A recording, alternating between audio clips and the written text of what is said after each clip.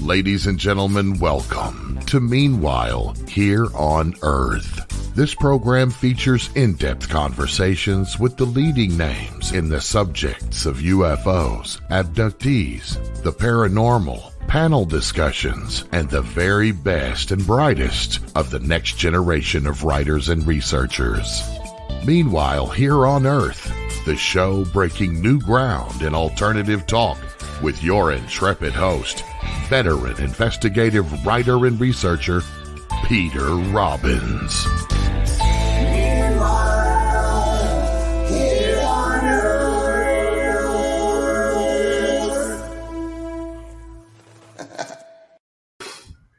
Hello, and welcome back to Meanwhile Here on Earth on KGRA Digital Broadcasting.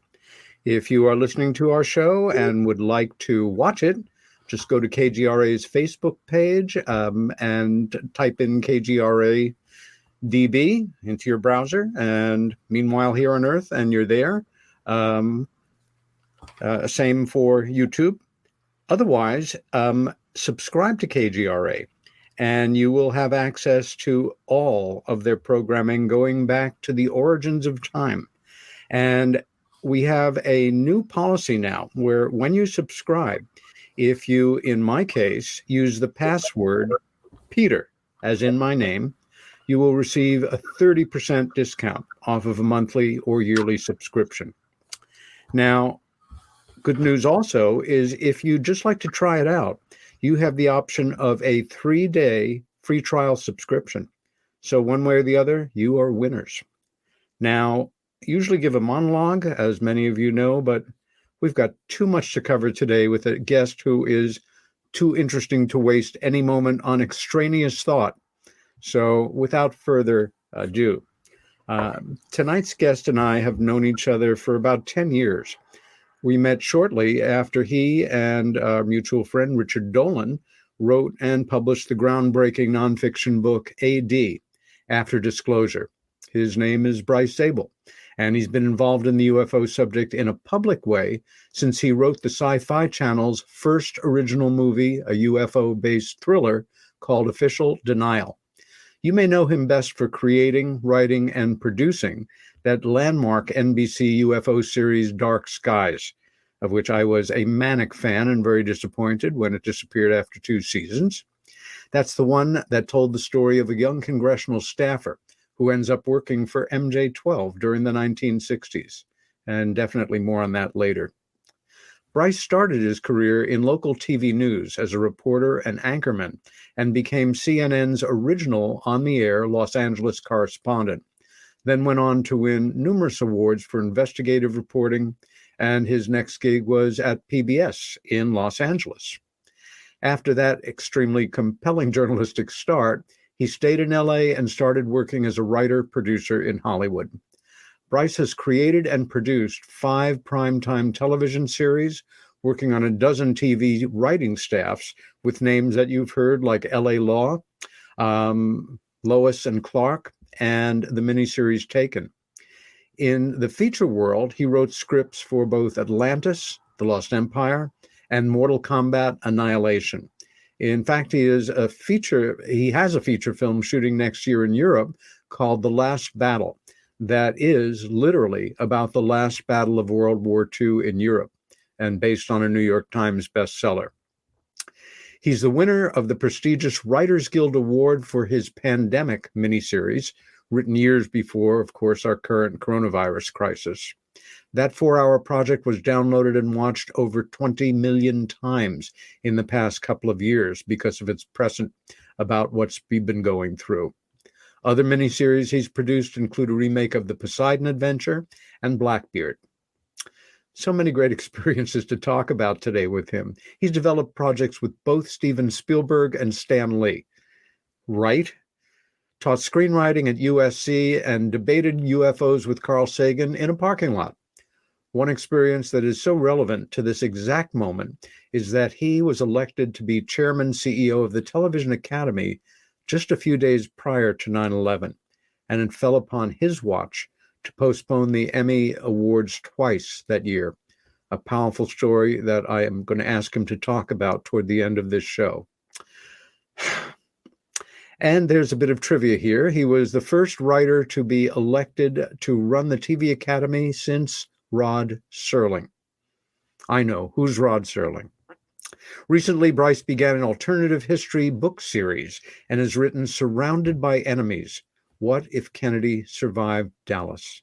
And Once There Was a Way, What If the Beatles Stayed Together? I like what if fiction. Both of them won the super competitive Sideways Award for alternate history in the years of their publication. These days, besides working on his own books, he has books about Roswell, Majestic 12, and the Hill abduction, Betty and Barney Hill abduction case under option for film and TV projects. Finally, Bryce has created the medium publication Trail of the Saucers. Remember that name. During the coronavirus lockdown, and currently writes and edits its articles on UFO/UAP news, culture, history, and analysis. He is developing the publication into both a nonfiction TV series and a book. You can follow Bryce's UFO work on Medium at whatifufos.com and Twitter at Hollywood UFOs. With all that on his plate, we're glad he had time to come and spend a few hours with us. Please join me in welcoming tonight's guest. Bryce Zabel, how are you doing today? I'm doing great, and thanks for having me. I feel like I need to go home right now, except that I am home and You just are. rest on those laurels. But thank you for having me, Peter. It's really a pleasure. It's fun making all that stuff up about you. Yeah, exactly. As you know, one of the things that I've been aiming to do with guests on this show, even ones who have your pedigree and your credits, is there are people in public life, certainly in the world of UFO studies and every other area of specialty, where we have a sense that we get to know the people. But of course we don't. We know their work, we know their public presence, etc. So we're going to spend time right now for you to give us a sense of how you became the person that you are. In the second half of the show, it may well bleed into that, but I'm really looking forward to talking about the projects that you have worked on. Again, as a huge fan of Dark Skies, and maybe because this is the last show I'll be doing right before 9/11.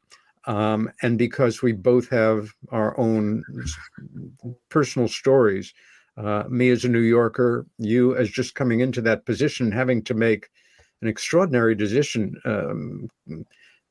about the world of popular entertainment and 9/11's impact on it. We'll have plenty of time to get into that the second half. But let's begin, let's say a little bit before the beginning, with this gentleman. Boy, I didn't realize this is fun. I'm already enjoying that. That's a picture of my father, Harvey Zabel, who was he fought in World War II. He lived through the Depression. He spent his time in World War II, actually, mostly in New Guinea. But here's an interesting take on young Harvey. His group was supposed to be shipped off to England, where he was going to be one of the glider pilots. And as we all know, the glider pilots didn't do too well in the D-Day invasion, and that's what he had in store for him. So, had that actually happened, we probably wouldn't be having this conversation right now. But instead, what happened is Harvey got the measles, and he ended up in a hospital in Georgia. Because people were just moving fast in those days. He ended up in a hospital in Georgia, got reassigned, ended up in New Guinea fixing airplanes. And so as a consequence, he didn't die in D-Day. That's why I like what ifs, I guess, because that's a great what if. Wow. He didn't die in D-Day, and he came home from the war and married my mother, Lucille, and they moved the family from Kansas. And then they were in the Kansas-Nebraska area. And they moved the family to the West Coast in 1950.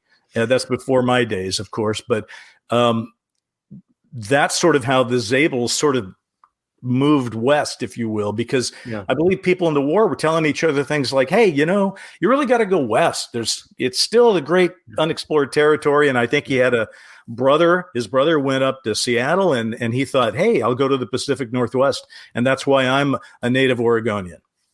So I'm thinking, had he been sent to the Pacific and rather than repair aircraft seen combat, you also might easily not have been here, as ferocious a field of war that was. Tell us a little about your mom. Well, that's Lucille.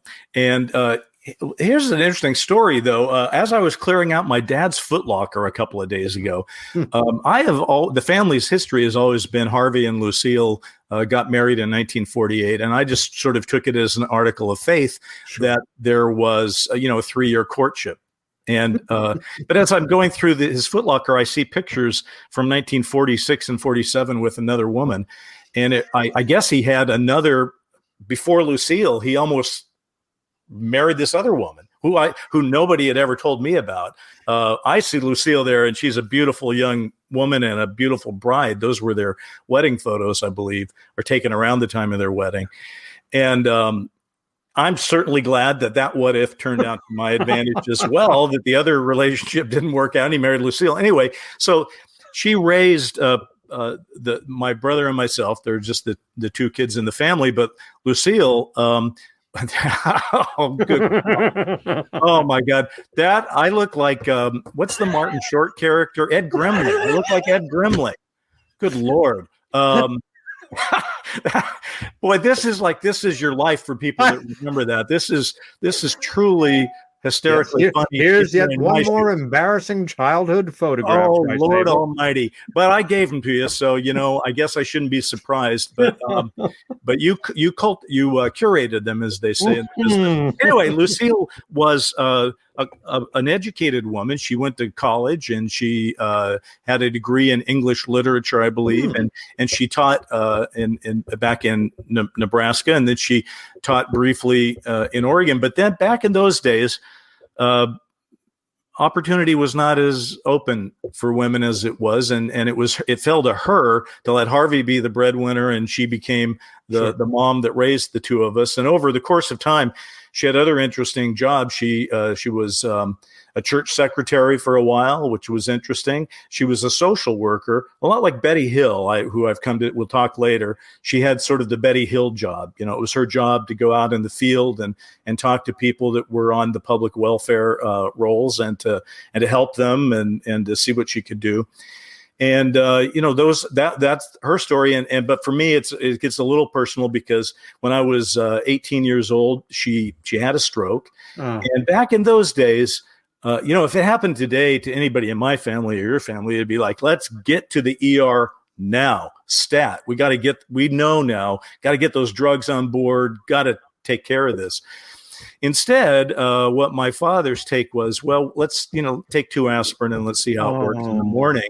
And by the morning, she'd already been pretty devastated by it. And she kind of had a dwindling life that got smaller and smaller and smaller until she passed away when I was 25.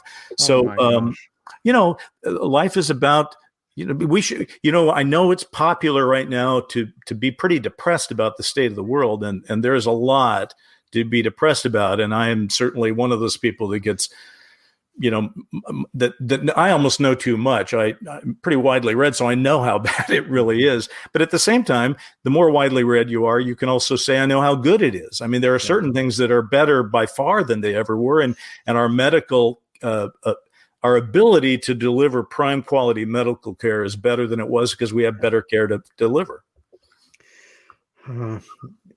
You're so right. The fact is, life is always a stew of the good, the bad, the happy, the sad. My monologue last week talked about the loss of a wonderful young 44-year-old Fortean writer, Skylar Alfgren, Los Angeles native.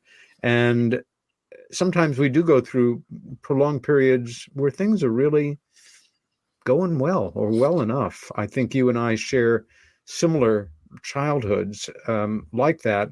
And then other times where people's lives are like Job, and it's, what did I do to get hit one? But as often as not, it's all the good, the bad together. Our attitudes are crucially important. And at the same time, having that blow at 18 years old and then losing your mom in your mid 20s, you become the stronger for it, or you become depressive.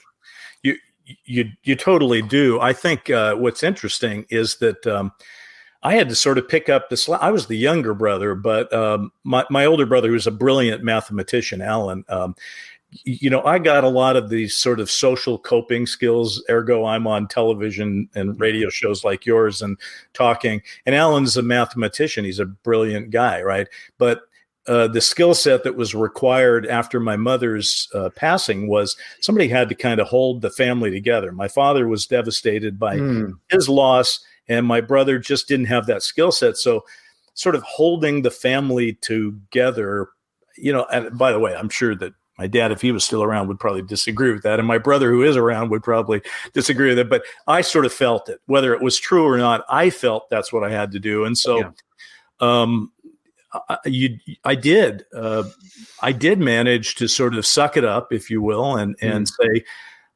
if this life is going to work out, it's going to be up to me. Nobody's going to give it to me. So, for example, there's a lot of people in Hollywood that are part of family dynasties or all that. I mean, when I came here, there's, I'm me, but that's okay. That's sort of, that's the American way, isn't it? You show your responsibility and you make it work. And, so that's kind of what happened with my family after my mom's passing. And besides which, my brother and I are at college and that kind of thing. Ah, true. So let's go back to the life of young Mr. Bryce Zabel. Oh boy. If that isn't Ed Grimley as a child, I really don't. How did you get a picture of Ed Grimley, and why are you mixing it in with my pictures? That's what that's just cruel. No, you know what? You see a picture like that. Here's what's funny about it for me mostly is for the longest time, pre-digital life, right? That was a picture I'd seen once or twice. And then it was in a drawer, right? And in the last few years, and particularly during the pandemic, only during the pandemic, I stuck it up for about 3 months, and I went on a scanning. Digitizing mania. Yeah, and I just scanned up over 2,000 pictures, and I was scanning old screenplays, and I was just scanning and shredding and whatever. And I came across some of the pictures that you showed here that I wouldn't have ever been able to get my hands on or show you. So what's kind of interesting is here's a picture that I haven't experienced in decades and decades. And now all your viewers are experiencing it sort of in real time with me. That shows a lot about how the world has changed over the last years, doesn't it? It does. And, when life gives you a lemon, make lemonade. A lot of people have found some very creative and productive ways to use this crazy period of time. Oh my. Well, you're clearly concentrating on the Grimley years. And for that, I can only thank you. Blame yourself for sending me all the pictures. I know. You know what I did is I just sort of did a photo dump on you and said, you'll pick the ones that make sense to you. And obviously we now know where your head goes. Yeah. We now know for future guests, don't do what I just warning. did. Yeah. That was not going to work out. Anyway, this is us at a seawall in Nelscott, Oregon, which is now Lincoln City, the 5 cities, small cities incorporated into Lincoln. And so we lived about a couple of blocks from the beach, and we would go and walk on the beach. Now, the Oregon beach is a powerful thing, a very different beach than, say, the Southern California beach where I live now. And we used to get up at 4:30 in the morning and walk down to the beach and pick up the Japanese glass floats that would wash in on the tide that came from Japanese fishing boats. So I still have a whole collection of these floats, and now they're not made of glass anymore, of course, and now they're made of they're made of plastic. But that was just a very important time, and that wall that you saw us up against is where was an important wall because, first of all, the one thing my dad taught me about going to the beach is don't turn your back on the ocean. right? Interesting. And that's so true. I've been on the Oregon coast. I yeah. have some sense of what you're talking Yeah, about. don't turn your back. But I think that probably applies around the world. It's like face the ocean, see what's coming, and be prepared to run if in today's tsunami environment, I guess. But yeah, so learned a lot about the coast, and my roots really feel like they're locked in with the ocean. When my happy place is going to the ocean. I agree. I born in New York City and growing up 20, 30 minutes from the Atlantic on Long Island.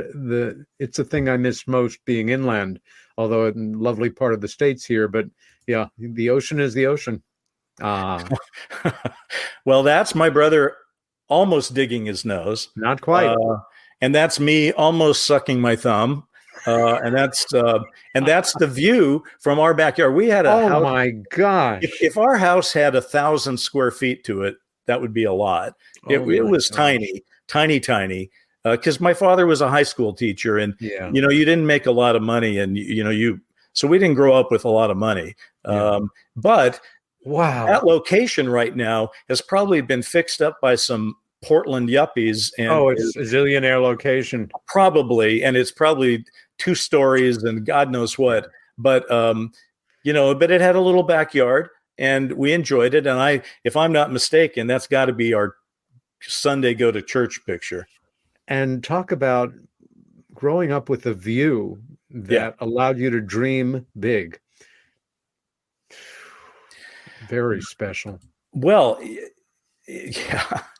Not as special as that, though. I mean, come on. No, that's great. There's the nice tricycle. Yeah, nice tricycle wagon. Back. Although I think if this was my brother's life story, he'd be more pleased because he gets to ride that's his tricycle and that's his wagon. Remember the little red wagons made of metal that actually weighed like 75 pounds? That's one of them. Exactly. It's still around. But to your point about growing up with the sense of possibility, I can't say that anybody ever sat me down and said, son, you can do anything. I don't really remember that. I just remember my father being a hard ass, basically. And if he had said, son, you can do anything, it would be more like, son, you can do anything. So why are you, it'd be more like that. But, he was a good provider and he cared and all that. So, yeah. What did he teach in high school? American history. Oh, good. And they had another class called Modern Problems. But basically, he was so if that's anything I picked up, I picked up history. Yeah, even though my father would say, Bryce, I'm talking about true history. I'm writing about what if Kennedy didn't die, and I'm writing Dark Skies. I'm right. The Beatles don't break up. My history is this fractured fairy tale history. He lived so long enough. So many of us. He lived long enough, though, to see Dark Skies. Oh, good. And interestingly enough, and that's what killed him. We'll come back to that, but yeah. In fact, it's sadly he lived long enough to see Dark Skies, and he died 2 weeks before I was elected chairman of the Television Academy. And my father, was very into politics. He taught politics. He was a city councilman in Cornelius, Oregon, small little town, but politics was important. So if his son had actually gotten himself elected to this national office, that would have been a source of great pride, but he fell 2 weeks short of that. So that's life, as you said. And a child of the Old West, to be sure. Oh my God. All right. All I'm going to say is if I still had that hat today, I would have it in a display under glass because it's that classic. But growing up in those days was where, who are your heroes? I guess Zorro was my favorite hero. How could you go wrong with Zorro? Loved Zorro, loved the Walt. But, I had a coonskin cap that was sold to me by Walt Disney's company for Davy Crockett. It was. I hope you had a selection of shooting hardware as well. Yeah, me too. Yeah, cap guns were a big part of our lives as kids, and we didn't turn out too bad. I still can't get over the fact that here you are in, a struggling, call it middle class, Yeah. and you're right on the ocean. Now it seems we Right. associate a sea view, river view, lake Correct. view with, being a person of means. Well, That was not the way it was. We were lower middle class, if we were even middle class, because it seems like we just never had much money. But but you're totally right about. But look how the world has changed. Oregon was a vastly underpopulated state at the time, and since then it's been discovered by Nike, and and people moved there. The Californians, moved there. In fact, when I was a kid growing up, our governor, Tom McCall, was very big on come to visit Oregon, but don't stay. We were actively encouraging people not to come. And we have bumper stickers that said, don't Californicate Oregon, right? We did not want people messing up Oregon. Now, those days are over, and people have moved in, and the money has moved in. And so, you're very astute. But about the what that property might be worth now. I wish it had been gifted to me and I'd hung on to it. But back then it was just a place, it was just a place. Okay. Going to church again. Now this is going to make you think that all the Zabels did is go to church. I don't really recall that. But seeing these pictures now, we obviously did. Yeah. And what denomination did your family follow? Congregational church, Protestant. My mother was as I said, became a church secretary.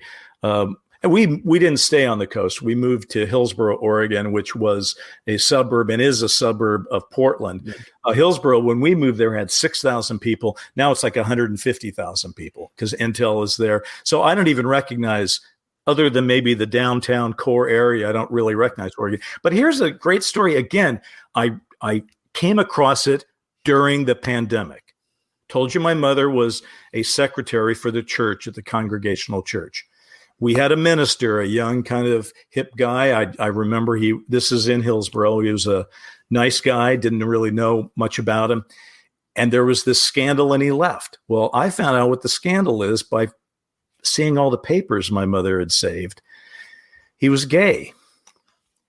And he'd been beaten in some kind of incident at his home where it appears, and again, I'm not the final authority, but it appears that a phone receiver had been used to beat him badly. And so, of course, people's Christian hearts went out. We want to help our minister, and, he's a crime victim. And at the same time, there's this interesting back and forth between the church members about, okay, well, we feel bad about him, but he's a sinner. Can he stay? Is this acceptable? And the truth of the matter is they asked him to resign, or he did resign, and he did not stay. Now, today, that wouldn't happen. He'd have been out. Everybody would have known he was gay, and probably very few would have cared. Yeah. But back then it was a big deal. And yeah. I remember reading this just about 6 months ago and saying, if I didn't already have 30 projects that I'm trying to write now, I would find that a very compelling story. Yeah. Yeah. That's one of my favorite photos. That is my favorite. I just freaking love that one. And I'll tell you something. My mother must have taken it because my father was the guy that said, go stand in front of a building. And then he would get like 75 feet away and take a picture of you. Right. So that can't be his work. And he would never say, Alan, put your hand on that tree. And Bryce, you put your hand in. Both of you look off camera. Yeah. I mean, my God, I do this all the time with my own family, but this had to be Lucille's work. And so for that, I thank her because, my God, that is just, it's a photo. I love it. It's a beautiful, beautiful all-American family photo of two brothers. It's charming. It's fun. It's really touching. At matching this point T-shirts, I might point out, by the way. Yeah. Also, nice touch. So you know that my mother was behind it because she bought those shirts for us being dragged through Montgomery Ward or Sears Road. There's a name from our past. Yeah. I have to ask you, Bryce, at about this point in your life, what are you, like 8 or so in that photo? I think probably. Yeah. Okay. you've mastered reading skills. You have to read for school. Did your folks have many books around the house, That's or did you regular user of the your public library? public library a lot. I don't think we had a lot of books because books cost money, right? And and why would you have a lot of books since there was When my you've dad got was a a library. pragmatic, practical guy. His take would have been, well, Bryce, there's a public library. It doesn't cost anything, and you're not. What do you want to keep a book for? Because you'll have read it. Okay, so that would have been his take. There were books in the house, but they were in my dad's study because the books that he owned that were part of his course teaching were fascinating. I've got a number of them I kept, but he would do, and I do this myself now with books. I don't believe that I don't try to buy a first edition and preserve it in pristine condition in some kind of wrapping or something. I buy a book and I get out a yellow highlighter and a red pen and I take it everywhere I go and I'm highlighting things and I'm writing in the margins so that someday when I'm gone, if my kids choose to keep any of those books, they'll get an insight into what Dad's thinking at that time. And so I that's what my dad did. He wasn't a personal, emotional person. I'll write emotional things in these books, but my father read them. He didn't have a highlighter. He underlined them with a ruler and a pen under each line laboriously, and he would write little things and so he had a library and I just remember growing up that it was a small little office. I mean, this office I'm in is probably 5 times the size of whatever little office he had. Yeah. But it had books on the sides to answer your question. Just a bunch of, but like you, only you're surrounded by, you got DVDs and notebooks. He had just a lot of books. They were usually paperback. Some of them were his college books. And I would go in there when he wasn't there because I'd seen him when he was at work. Yeah. Right. And he didn't want me in there when he was working because he was working. So I would sneak in there and I would pull these books out and I would look at them and go, oh my God, and he had a lot of books about racial justice, which was interesting. He had a lot of books, about politics and about the economy and things like that. Did you, when you were reading for enjoyment, I hope you did read for enjoyment, what were the kind of books that you were drawn to, say, from the time you were an adolescent into your early teenage years? Interesting question. I went through phases. I remember one summer phase where I literally said I had to read like 10,000 pages or something. So I had a list of books. I would check them out from the library. And, you can't really go now with a Kindle. You could say a page is a page is a page if you're at the same font and this, and the same size. Back then, these are different books, but I would just count them up. And I went through a lot of books and I remember certain key ones that were Flowers for Algernon was like one of my favorites. I enjoyed reading Robert Heinlein books.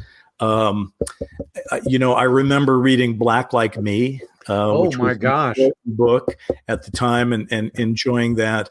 I remember this of the many books that weren't supposed to be in my house. One of them was, remember that it was in yellow on the cover. It was everything you wanted to know about sex, but were afraid to ask. I think that was the first time I read a book about sex, and I was definitely afraid to ask. That's why I read it in private, and I didn't understand half of it at the time. I still don't understand half of it, to be honest with you.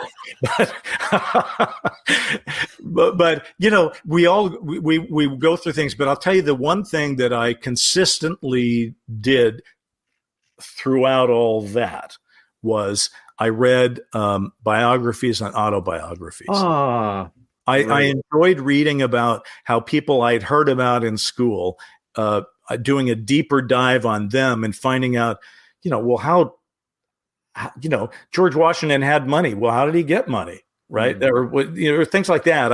I just enjoyed those things. And I'll be honest with you, the greatest thing right now that I miss is I don't have enough time for joyful reading. Most of the reading I do, that's my board where I'm breaking my latest pilot script. And So I do a lot of reading, fast, incomplete, highlighting, flipping through things. I do a lot of research reading, and I don't sit down enough and read a whole book. Bryce, do you remember, again, growing up in America, coming of age in the later 50s and into the 60s, the first time you heard about or thought about or really began to notice this subject called UFOs, unidentified flying objects? Oh, for sure. Well, I'm just going to correct you because I work in Hollywood where you can't be old and ageism is a thing. I came of age in the 60s, 70s. Now, I can't speak for you, Peter, but no, Peter is also a young man like me. Anyway, yes, I'm going to give you the very short high point, and we can revisit later. But I remember one thing in retrospect. I told you we moved the family to the West Coast in 1950. Yeah. 1950. That's when my brother was born. 1950 was the time of the Trent sightings, the photos the Trents took in McMinnville, Oregon, which was 30 miles from my house. All right. And I have people I went to high school with who knew the Trents and all that. I've met members of the family, spent a number of trips out in McMinnville. Excellent. All right. Well, they have their UFO festival there. And I've sort of, on the Trail of the Saucers, I got a chance to write like a 10-page article about it. And I was very into it. It's a great because that was sort of our roots. But it didn't affect me because I didn't know that at the time. What affected me is I recall nobody in my house was into it. Nobody had ever seen a UFO and nothing like that. But I think my mother's book club offered The Interrupted Journey in 1966. A wonderful book. And I remember her reading it and going, oh my God, it's just so strange, right? And I remember looking at it and going, just thinking to myself, is this crazy? What is this, right? And but I was fascinated. And the first time I became aware of UFOs, I was a radio reporter in 1975, and I sort of covered the Travis Walton thing. Oh, for goodness sakes. Let's go back to books, though, because we may come back to that. The first time a book got in my head, burrowed in, was reading Whitley Strieber's Communion in 1987. Yep. And I got an idea for a movie that, as you generously mentioned in that introduction, became the Sci-Fi Channel's first original film called Official Denial. Yeah. My idea for that movie was that what if Whitley Strieber was being abducted repeatedly and the government knew it, and they wanted to shoot down a UFO, so they wired his house with tripwires so that when the aliens came for him again, they would be able to track them and shoot them down. So that became Official Denial. But the thing is, I didn't stop reading. I kept reading more because why? Because I wanted this script I was writing to sound authentic. All right. I had just started in the entertainment business, and I wanted it to be authentic because the first thing that got me in the business was something called ENG, which was about electronic news gathering. And it was a pilot, and people loved it because it was authentic. So I'm reading all these books, lots of books, I got big library outside like yours. And I remember at 3:00 in the morning, reading a book, can't remember the book right now. I should make up a better story and name the book. But it's 3:00 in the morning. The kids are all asleep. I put them down. My wife is asleep. It's dark as hell in the house. I got one little light over it. I'm reading this book. And I remember just sitting back and going, this stuff is real. And that's when I just kind of did that click. And then I've obviously over time continued to read. And for example, the last book I read in its entirety is my friend Ross Coulthart's In Plain Sight. I realize I'm talking to a kindred spirit here in terms of some life experiences and relating them. Let's start to move through some of the many images that you sent me that I've winnowed down a bit. Okay, good. Thank God. We can't do any more Ed Grimley. We're done. Okay. No, we're not quite. Okay. I was obviously kind of a square kid. I was a sweet kid, but I was not, I I had girls who were interested in me were looking for the sweet kid, but none of them were looking for the bad boy. I was going to say, yeah, you tried to compensate later, but right now it ain't working. No. And you can see from that picture, our house was small. That's don't mess with me. I'm trouble, baby. Yeah. This is not bad boy Bryce. This is just a kid growing up. He's doing the best he can to try to stay sane. And, I did a relatively okay, but this is the kid. That's the kid that read 10,000 pages in a summer. That's because I obviously had no other life. So I might as well read books.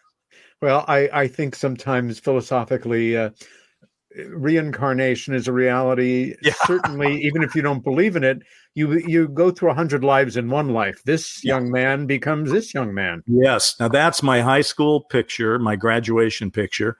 And I remember that guy very well. That was right. I know what's coming. So I'm fully prepared.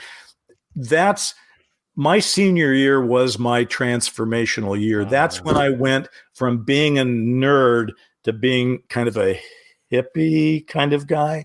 That's nerd, that's hippie guy. And all these two pictures are taken about a year apart from each other. Damn. This is very interesting sociologically, historically. I can show you the same transition with me over about a year. Hit in the face by something called the 60s. Yes. I think,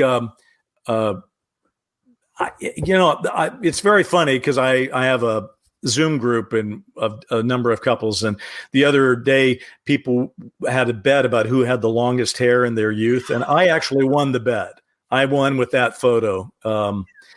Then what was weird is that I became as I said, I was the social guy.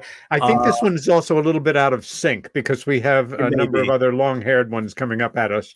Okay, well, this is the beginning of TV news days. That's kind of the gunslinger mustache, isn't it? Okay, so that's college. And this is your brief period of being a church prelate. Well, let me just say because unless people get this wrong, that's a Halloween costume. I seemed there's something about the not salacious pose, but it's just so they don't say the guy was in the man of the cloth who as well. Lost his way.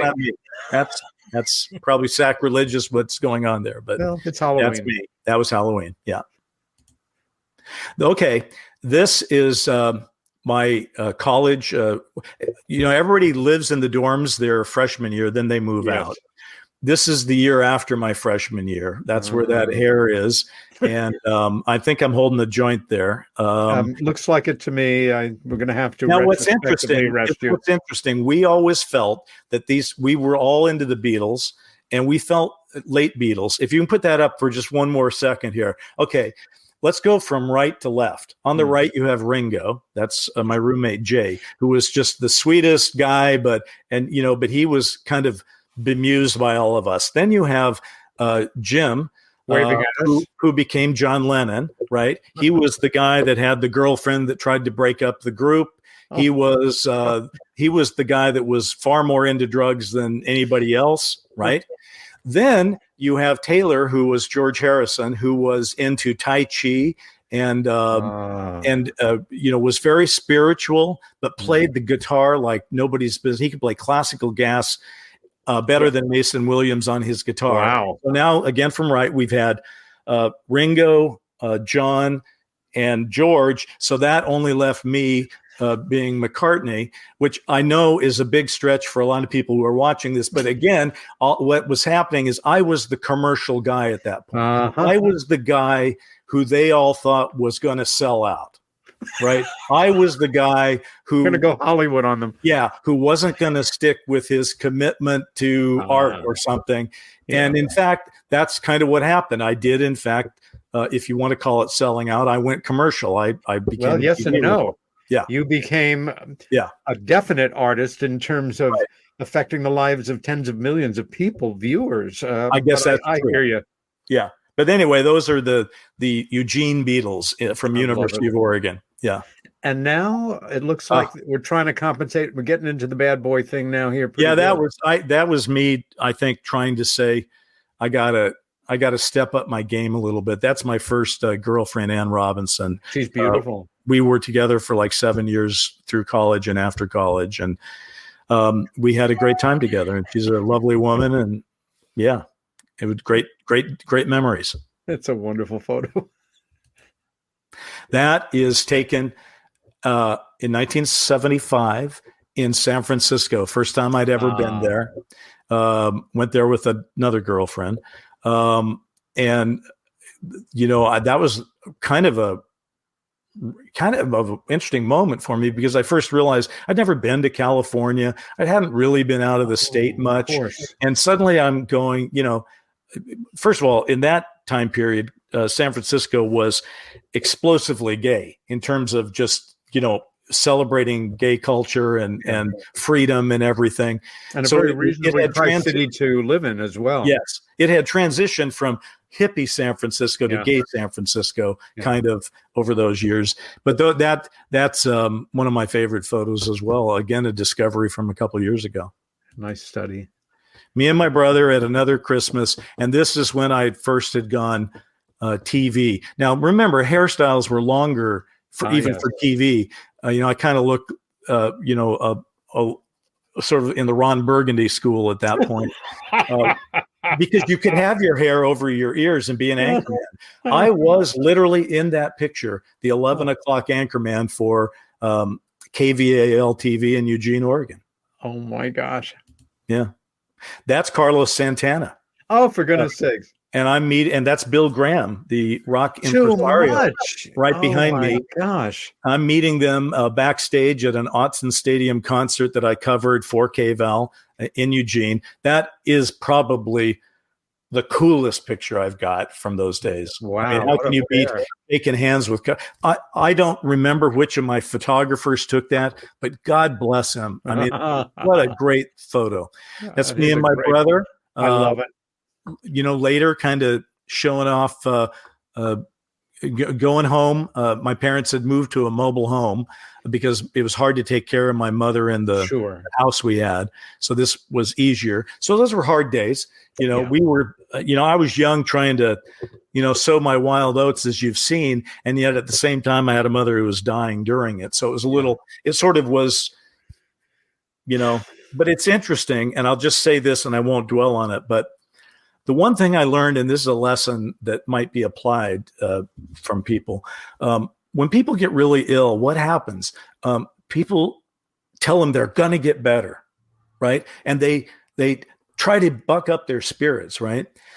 And of course that is proper, in its own context. But what I think many critically ill people also want is someone who will be honest with them. And my mother didn't have that. And my father ignored it. My brother was not capable of going there. His was, Mom, you're going to get better, and all that. Sure. But my mother looked at me and she knew I was Bryce, the sensitive artist. And she said, I remember one time they put her in a nursing home and she said, Bryce, if you leave me here, I'll die. Uh-huh. So I got her out. And she just needed somebody in our family who would acknowledge that the road ahead wasn't going to get better. And so we had those talks. Yeah. And I will say, you got to be a good judge of it. You got to ask yourself, is the time right for this person? But people who are ill want to sort of talk about what their life meant and what part of them is going to live on through you and those kind of things. And so that's my little moralizing for the day. Yeah, no, fair enough. And at the same time, your life goes on, and living it in a more compressed, depressed way does not honor the love that you have for the person that you're losing. That's my high school best friend, Steve Rapp. We're out sailing in Santa Monica. I had just moved to Los Angeles because, get this, I was an anchorman. And thank God you didn't have the Ron Burgundy picture, or maybe you still have it. Maybe it's coming. I don't know. When I was an anchorman in Eugene, I did look like Ron Burgundy, but I fell in love with the anchor woman at the opposite station. So I was the 11 o'clock anchor at NBC. Oh my gosh. She was the 11 o'clock anchor at ABC. We fell in Christina love. Applegate. Yeah, we got engaged, and I got fired. Oh, I got fired by my station gosh. for that. And so, and we never got married. It broke us apart, but I ended up moving from my television station that had fired me. And I'd been there 3.5 years. I was their top guy. I mean, I was the main anchor. And I ended up working at her station for like 2 months. And, you know, the stress on a young couple was just too much. And I ended up getting a job in Tucson to get away from being TV Romeo, which is what they called me, TV Romeo, the Capulets Montagues. So I went to Tucson, and my phone rings a few months into being in Tucson. It's the news director, not the guy that fired me, but the guy that hired me at the other station for 2 months. And he says, I just got a gig running this new bureau in LA. It's a thing called CNN. I don't know if it's going to make it or not, but I need a correspondent. Do you want to come? So I quit what I was doing on no notice. My news director was so angry, and I moved to LA. And then this is the twist to the story. So I get to LA. I've sold my belongings. I've burned my bridges. I'm living in LA, working at a new place called CNN. And I say to this guy, well, what did they think of my audition tape at CNN? They must have liked it, or else I wouldn't be here, right? And he says, oh, I haven't shown it to them yet. I'm sure they'll like it. So suddenly I'm on air for CNN, and nobody in Atlanta has ever seen me. I could have been fired like that, which would have written a whole new what if chapter into my life. Fortunately, they liked what they saw well enough at the beginning, but it could have gone very badly. Oh my God. How about that? Wow. Okay, I was a runner, and yes, those shorts actually did pass muster in the 80s. Nobody would wear those now. There's me and my brother. I was a good runner. I used to run 10Ks. I would literally go out drinking on Saturday night, not all the time, but I mean, I would come back a little hungover and still get up at 5:30 in the morning and go to a race. Now you're talking. Yeah, that's the tough race. So that's my brother's wedding at my house, and they're the two boys have grown up. You both look great. Yeah, those were the days. Still have that tux? No, I kind of looked like the waiter there, I think, but it was nice. I enjoyed it. That's lovely. That's the first house I ever bought. That's me and my wife Jackie, who I hope you'll see some more of. You Jackie. Jackie's the love of my life. She's the woman I married and stayed with for all these years. There we are, our first Emmy awards where I was the chairman of the TV Academy. Great, boy, that's a great picture. I'm going to put that on some website someplace. Love that. She looks brilliant and beautiful and lovely. So, and I look like a guy that maybe could hang with her. Lucky guy. Yeah. That's we're jumping ahead a little bit. My wife went to you. Okay, well, there's an early family thing, which is nice. And everybody looks fabulous. I believe that's my son's bar mitzvah picture. Jonathan, who's between us there, and that was obviously a paid for photo, which is nice. Okay, so my wife went to USC, I went to Oregon, and my daughter Lauren was on the fence about, and Jonathan went to USC. He's on the other side. Yep. And so Lauren was on the fence. So we we did that, and as it turned out, she didn't go to either. She went to Santa Barbara. And my son Jared, who's on the right, he didn't go to Oregon. He went to Santa Cruz. So who knows? I did end up, however, teaching, as you pointed out earlier, graduate level screenwriting at USC. So, USC has been important to our family, Outstanding. For sure. That's just me and at a production of a pilot with, there's Jackie on the right. If you go all the way to the left, that's Jeff Androsky, who I shared a directing office when we were directors at INLA here in Los Angeles in the 80s. And to his immediate right is Don Most, who you know from Happy Days. And Don's one of my lifetime close friends. And in the middle there, that's Melania Trump with you, correct? That is Nicole Eggert, I believe. And that's Chris, and I'm blanking his last name, right behind me, who is from the Brady Bunch. Oh, for goodness sakes. Yeah.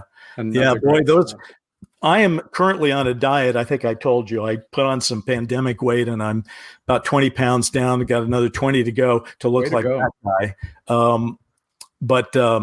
Those were the Academy was such a wild and interesting experience. We're going to talk later about the 9/11 aspect, so I'll hold that. But I will say this: the winning the CEO chairmanship of the Academy totally changed my life, not just because of getting the 9/11 problem dumped on me, but then all those other lovely times where you got to go to these incredibly well-presented parties and meet important people and talk to thousands of people, many of whom were famous, and not just all stars. Some people with things to say, that night, for example, is the night I interviewed Dr. Phil on the stage. Yes. So I have to do what you're doing. I would say to myself, Dr. Phil wants to do a promo event at the Academy. Well, I'm the chairman. I'll interview him. I'm a former CNN correspondent. Sure. So I got to do some of that kind of stuff. And it was a great time. Well, it's a perfect moment also for us to take a break and how ironic and iconic that beautiful design of the Emmy we see right behind you to the right on. I don't know how that got there. Someone just wants to come in. Psychic things. I don't. And now I'll tell you something. If I had the one the same size as that in my office, that would be something. This is Peter Robbins with Bryce Zabel on Meanwhile Here on Earth. We'll be back in 3 or 4 minutes. Don't go away.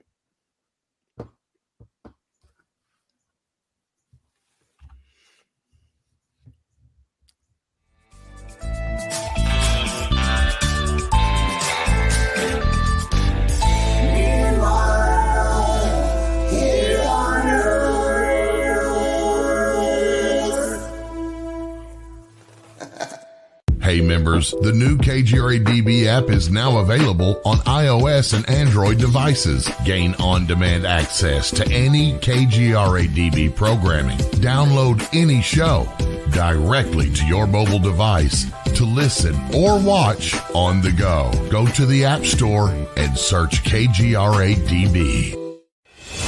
Welcome to the new KGRA digital broadcasting website, thekgradb.com. Here you'll find great new content, including the KGRA Classics, great shows from our archives. You'll be able to see the show times and information so you can see what show is currently on air. The on-air live button, so just go to this section and you'll be able to hear the show live with exceptional sound quality. We also have the Vault section. Make sure to subscribe to get access to great content and special features. We have the make content for our latest news and events, so make sure to sign up and you can be part of our forum. So make sure to check out the new KGRA digital broadcasting website, thekgradb.com. We look forward to seeing you there, and we hope that you enjoy the new website.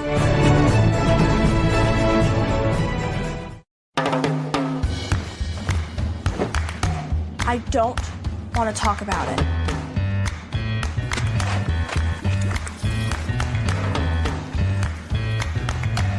I don't want to talk about it.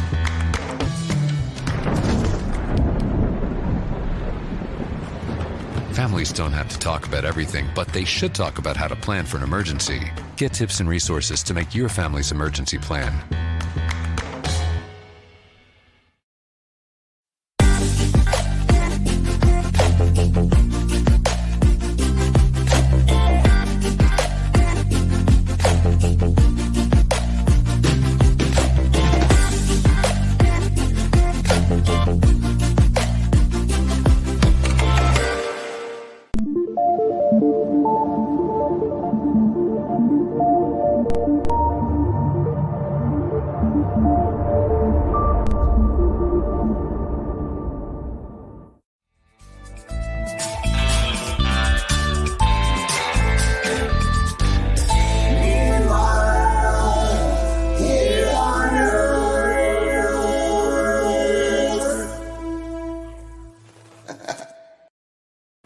And welcome back to Meanwhile Here on Earth. Peter Robbins here on Earth with my special guest, Mr. Bryce Zabel. I just, if I could just take a moment to plug your show, because I've done a fair amount of stuff where either I've interviewed people or I've been interviewed, and I've done a lot of UFO stuff and all that. This is a breath of fresh air. Now, I don't know, exactly if your audience digs it like I'm digging it, because, hey, I get to talk about myself. So I don't, if I didn't dig it, I guess that would be weird. But it's just kind of a breath of fresh air, because I agree with you. I think what the content of your show is all about, which is we all have stories to tell. They're not all UFO stories, right. But they do inform how people should take our UFO stories. If in other words, you need to trust the people who are telling you stories. Just like you need to trust the news people, you need to trust your government officials. Well, you should also trust people. And how do you learn that?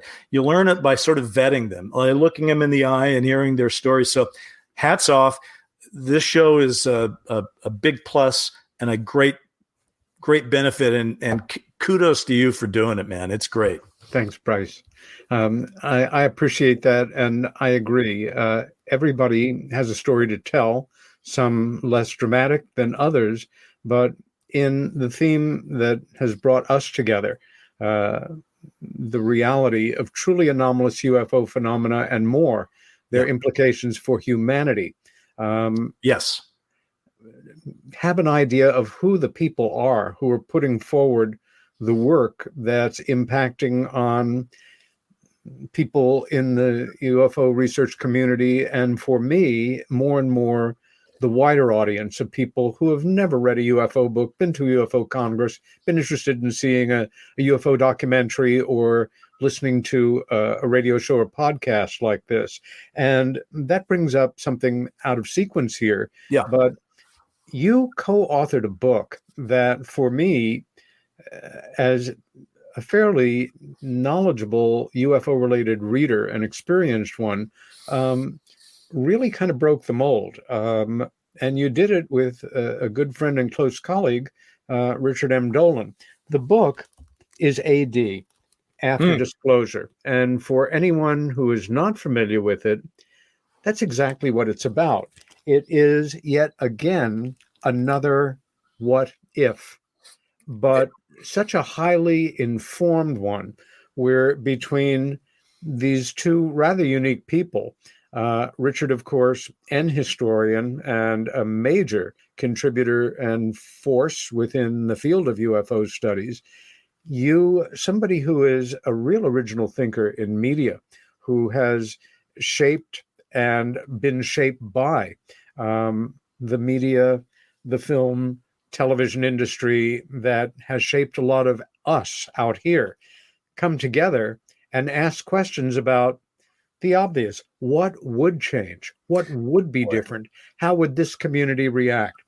Would, people of faith have a collective nervous breakdown? Would Wall Street collapse? Well, you go about answering these questions, I think, with great intelligence, compassion, and between the two of you, really smart, logical reasoning, common sense, deductive thinking. So even though it's well after the fact, congratulations. This is a major accomplishment in the world of literature, as far as I'm concerned, within the world of UFO studies. And I recommend this to anybody, even if you're especially if you're entry level in this field. It's a fascinating book and a very important addition to your library, I think. Oh, wow. Well, and we're about to live through it and find out just how much of it was true or not. By the way, just you have the original version of After Disclosure, the hardcover version that Rich and I first wrote and put out, and God bless you for that one. That's a little longer, by the way, because I don't know if people can even see it, but right behind me is the sort of the trade paperback version of AD, which we did for New Page Books just to sort of bring it to a different audience. Yeah. And they had us cut about 20% of it to get it on length. And The one thing I will say about it that's lovely is they took the blurb that my friend Stan Lee had written and put it on the front cover of that book there, which blew my mind. But what Stan said about it, I think, really, the brilliant man, what a thrill to know him. And another pioneer of popular culture, bringing in another wide audience. Well, I mean, if Stan's there, I'm like somewhere on the floor. But I mean, brilliant, wonderful, decent human being. Didn't deserve quite the ending he got with, things as they turned out with some of his caregivers. But he said about the book, he called it Tomorrow's News Today. Wow. Which in 3 words, laid it out. Yeah. So thank you, Stan. And I just, first of all, Richard Dolan, great mind. And I had been in conversation with Rich because I had read these are 2 books I read cover to cover, his National Security State book. 1 and 2. And I had read both of them. And I think I had called him and said that I was thinking that if he had an option them to anybody, I might be interested in that. And we started talking and all that. And to be honest with you, we sort of veered into this after disclosure conversation about sort of what would the world look like? Because I've always been fascinated by that. And obviously you're fascinated by it. Who cannot be fascinated by it? And we started asking, well, has anybody written that book? Because I would like to read it. And nobody had written it. And so Richard and I said, maybe we need to write it since we want to read it and nobody's doing that. So we said, forget optioning those other books. Let's write this together, which was, thanks to Richard for having the humility to say, I will actually write with this guy, because he didn't have to. In fact, I'm sure his fans were saying, where's part 3? Why are you doing it after disclosure? But just imagine this. Many of the people who are watching this know Rich Dolan very well and what a bright light he is. Now imagine spending a year calling him up going, hey man, I was just thinking, what if, and having dozens of those conversations. And then he actually came to my house and was sitting over there in those couches. We spent days, talking it out, put cards up on that kind of board. And we really fell in the rabbit hole of it and really wanted to get it right. Yeah. And what's interesting, and I hope people can, take a look at it, is we always said that it would be one of 2 ways that it would happen.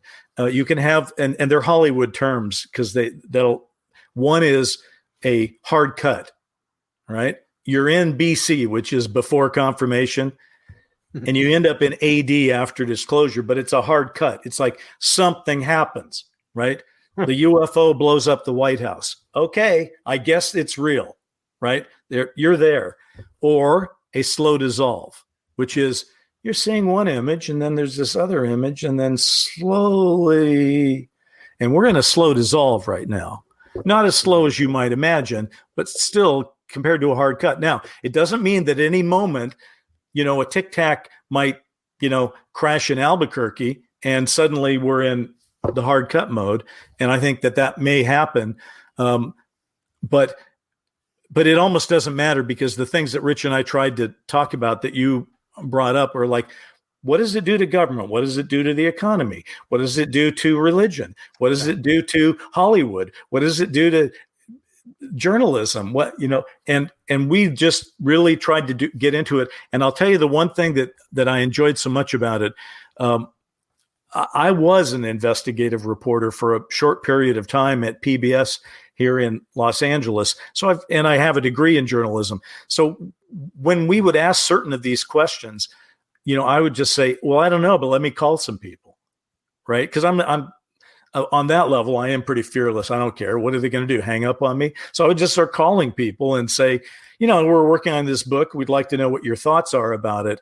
And we found that people were surprisingly open to the idea of speaking to us.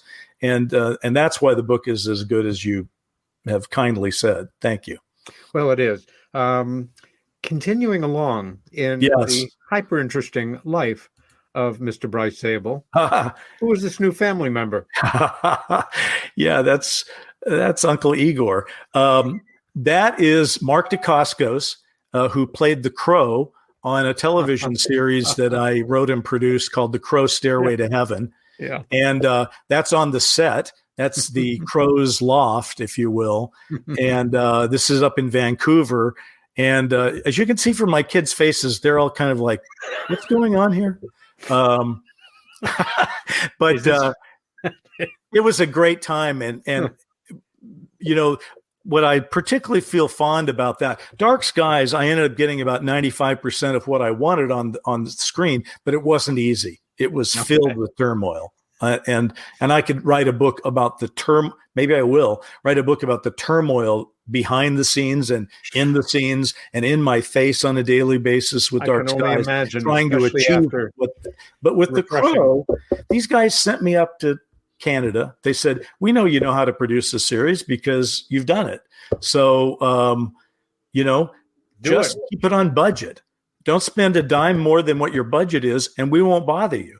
And so we were able to go up there to Canada and have a creative experience that wasn't all about, changing the world. It was just about writing a very personal story about a guy who really got a second chance at life. He'd been murdered, and a year later on his anniversary, he came back.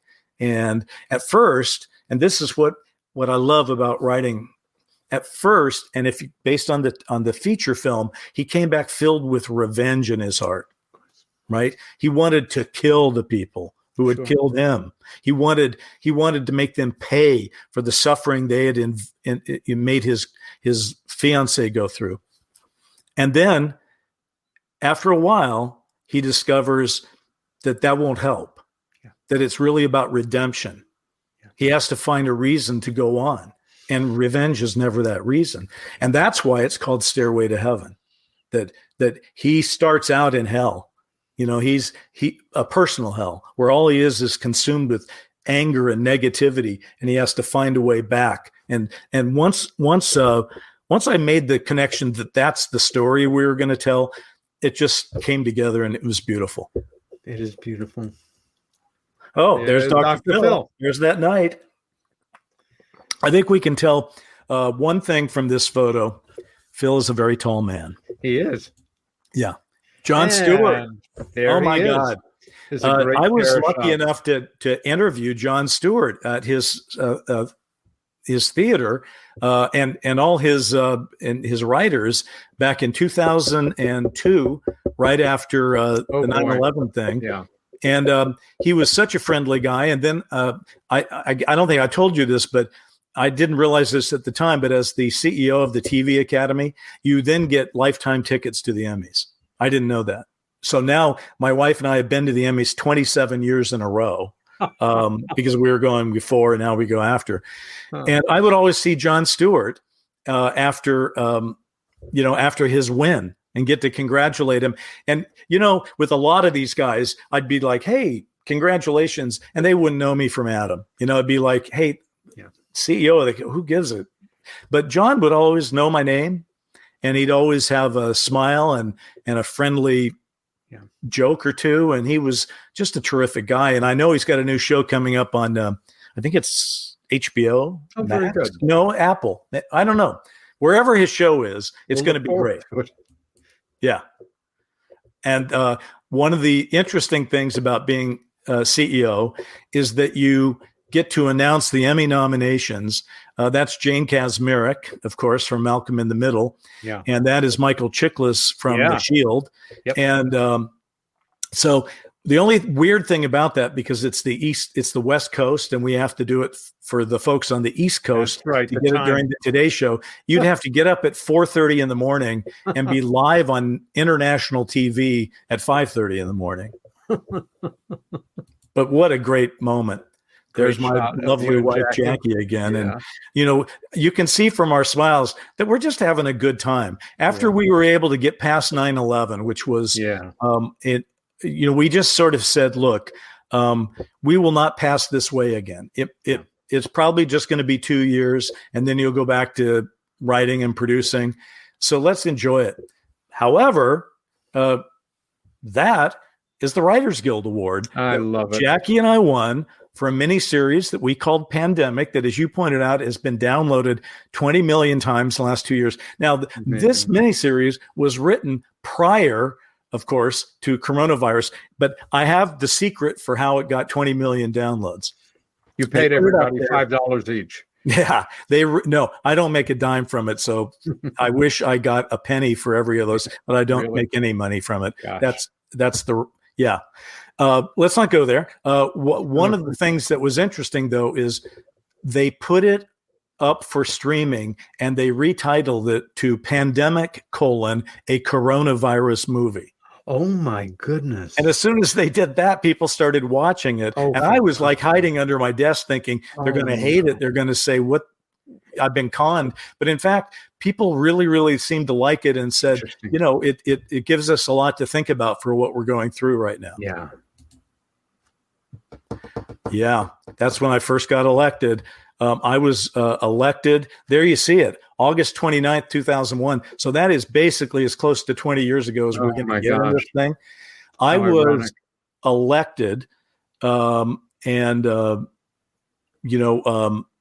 1st of August and took office 2 weeks prior to 9/11. So that was pretty crazy. Now here's a flashback. I'm guessing possibly to your CNN days, but with the governor. That is Jerry Brown, of course, and I think that is that's interesting. I'm going to call that CNN because it would, I did get to cover the presidential campaigns when I was at CNN when they were in LA. So that might be very likely. He was a swift brain. Oh, this is fantastic. That's Bradley Whitford. And that's me with my pandemic weight on.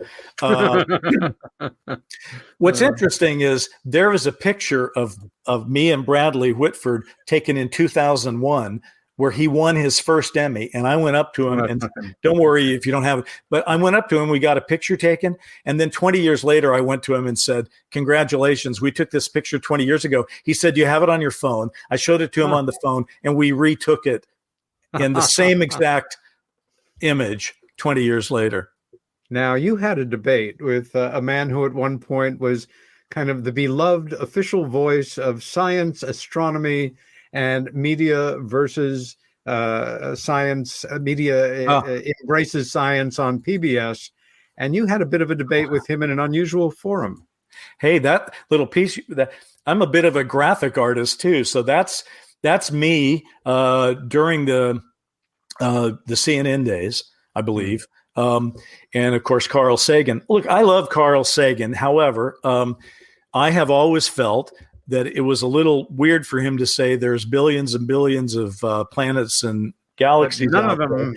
and they must be teeming with life. And yet, at the same time, the idea that any of them could actually have come here in UFOs is impossible, even though humanity would like very much to get in ships like Star Trek and go exploring the universe. So it never made sense to me. So anyway, in 1982, when the Voyager 2 encounter was happening, I was a PBS investigative reporter, but I also had the space beat. So I covered the space shuttle and things like that. And I got this idea, what if I invite Carl Sagan and the pictures are coming in live from Saturn and we'll have him in the studio.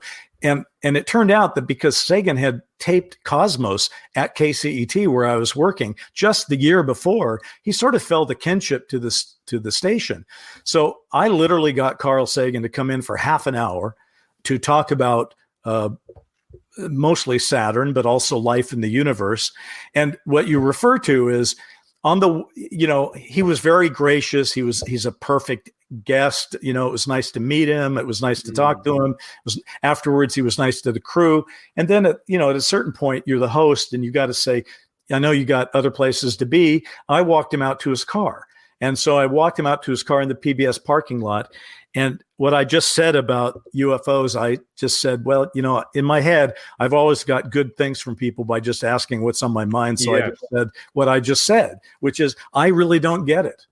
How can there be a universe teeming with life, and yet you stick to this position so with such strength that they can't possibly be here. And he wasn't having it, to be candid. That struck a sore point with him. Not sure whether it's because A, he knew otherwise, or B, he just doesn't like to be questioned, or C, he was busy. I don't know. But we had about a, maybe 5 or 10 minute UFO discussion in that parking lot. And then he had a far better car than I did. He had some kind of hot roadster convertible kind of thing. And he got in that and drove off to JPL, and I never saw him again, but I never could get Carl off my mind. So I turned Carl Sagan. He died in 1996 when Dark Skies was shooting. So after he died, I turned him into a character in Dark Skies, a scientist who in 1966 is kidnapped by Majestic, basically. Not kidnapped, but taken off the streets. And they bring him to Majestic and they say, "Doctor, you have 2 choices. You're not going to be hurt, but choice 1 is, if you want to know everything we know, then you work for us and you'll help debunk this UFO thing. But if you don't want to know what we know, that's perfectly fine. We'll drop you back at your house, and you'll hear nothing more from us, and you'll say nothing more." And in Dark Skies, Sagan takes the deal. So he gets to meet the aliens and all that, but he has to become the debunker like Ronald Menzel. Yeah, so, exactly. In a similar vein, he died here in Ithaca, New York, where I live just outside of course, a longtime faculty member at Cornell. Yes. And in 1996, after my then co-author and I sold our future bestseller, soon to be the subject of a major scandal, Left at East Gate, I moved up here. And as soon as I moved up here, he died. And I felt that was a very tacky way to get out of debating me. Yeah. So we have similar issues here. On the Bradley Whitford, the before and after, before we move on. No, that's not it. It's here. And then that's the after. And that's the before. Yeah. Nice save there. Beautifully done. Thank you. We top technological aspects here. And you know what was such a joyful thing about that picture? Just imagine you're an actor. You struggle for years, and you do your best. You do your best work, but nobody sees it necessarily, and whatever. And then you get on a big show like West Wing, and now everybody thinks you're such a big guy, but you're still, you're like, wow, is that me? I mean, and then you win the Emmy. And I got a chance to see him, minutes after he won the Emmy, and be the guy that shook his hand and said, "Let's take a picture together." And it was such a great moment, because the joy in that man's heart at that point was so great, and not in an egotistic way, but just in a joyful, life can be good kind of way. In a similar vein again, some months after F. Murray Abraham received the Academy Award for Best Actor for his brilliant portrayal of Salieri in Amadeus, one of the most interestingly drawn villains in film history, in that his villainy was based on his mediocrity and his hatred, literally blinding hatred of being in the presence of genius, especially when the genius was, in his mind, immature. And some months into that glorious year for him, I happened to be in the Mirror Repertory Company office in New York City. And when he called, he knew that a part had come open, a supporting role opposite Geraldine Page in a revival of Madwoman of Chaillot, a great French play. Right. And he asked me if the part was still open, and just started to talk to me like I was a colleague or something. And I remember mentioning to him, are you sure you want to even consider this? We work with waivers from all the unions. You'd be getting probably less than $300 a week for 8 performances a week, covering your own expenses before taxes. I'd get to work opposite Miss Page. Well, ultimately, after Chris Walken turned it down and a few others, he came and he worked with us. But in that first call, he actually said, "You cannot imagine what my life is like right now. My agent is calling me and saying, you can do 2 weeks work for $500,000 on this film in Yugoslavia, this, that, and the other thing." He said, for a lot of people, I'm an overnight sensation after 30 years of hard work.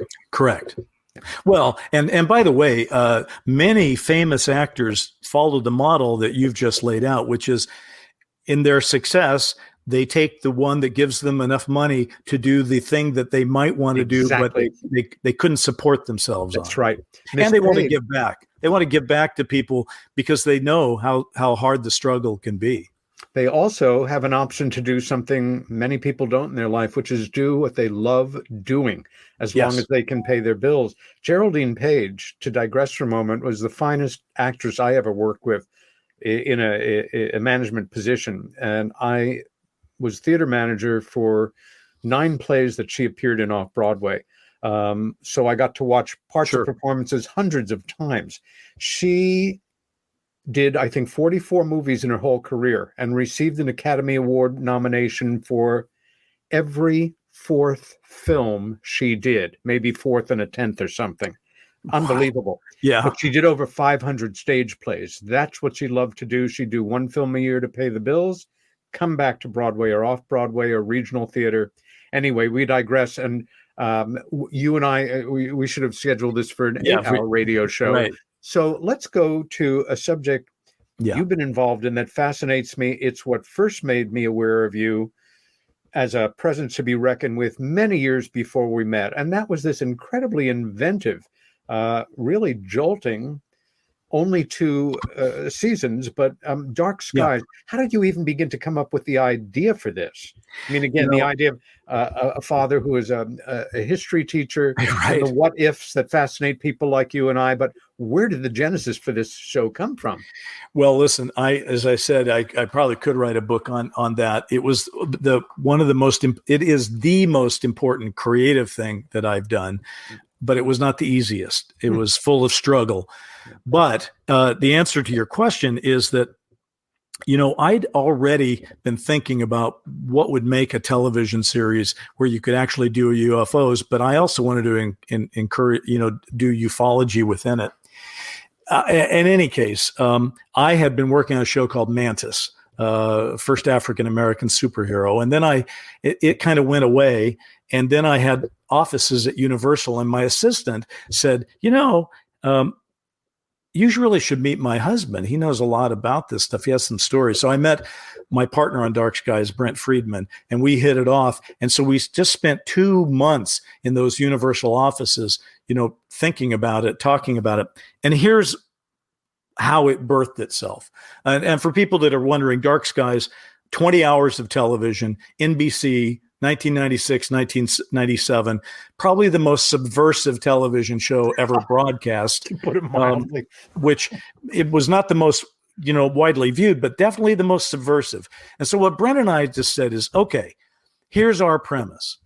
If Roswell was a true event, and we believe it is, then that means that most of what we have seen in history and has been influenced by it, even though people don't talk about it in the public. So there's this whole subterranean history. There's UFO history, there's a public history, and then there's the subterranean history. So we said, let's tell a show about all 3 of those. But in order to do it, television's about a character. So we wanted to have a great character.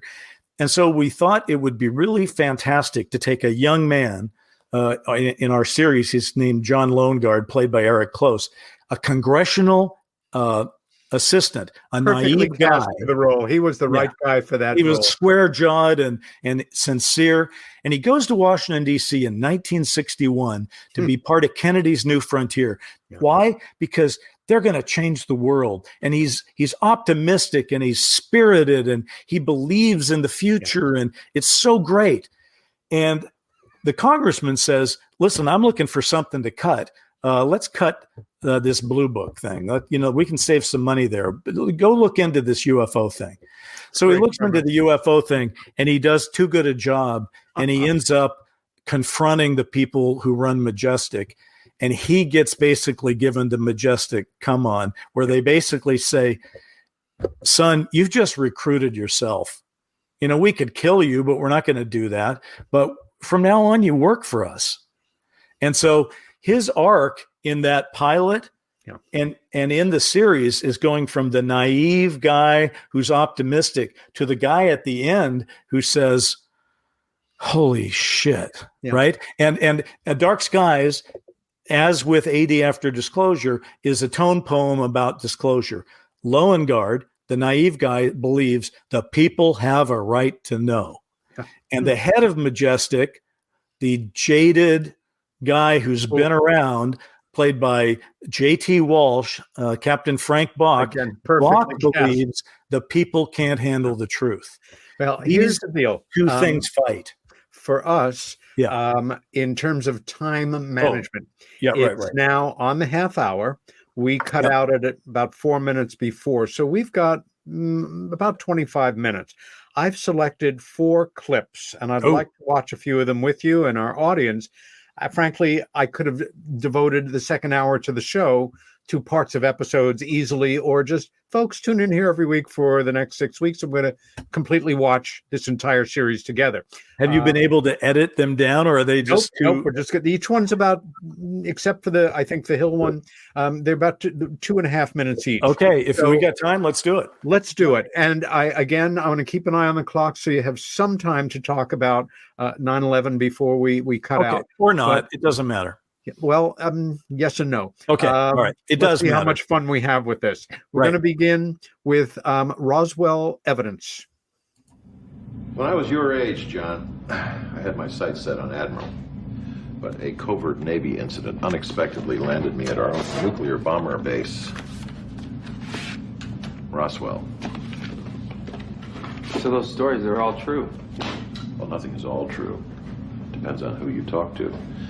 If you'd asked Mac Brassel what crash landed on his farm July 3rd, 1947, at one point he probably would have told you it was one of these ships. The news said that he changed his mind, that it was really a weather balloon. The news is irrelevant. Blue Book doesn't have anything like this. We confiscate all physical evidence before they get to it. So Blue Book is only what, a cover for Majestic?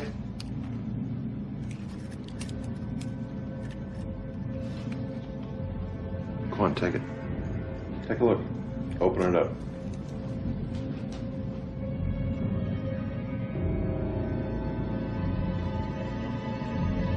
Take it out.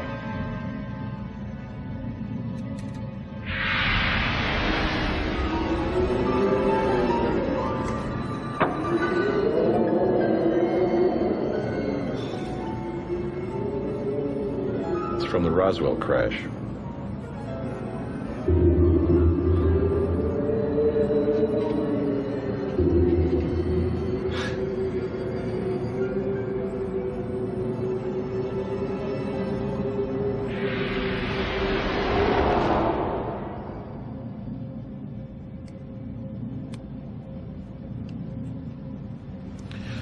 I wear this to remind me that whoever did build these ships, their knowledge is formidable. You think it's the Russians?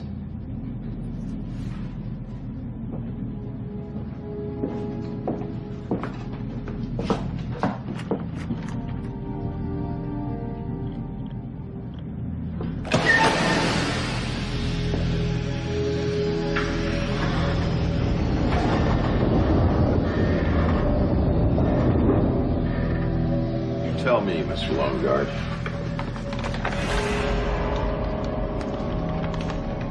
Does this look Russian to you?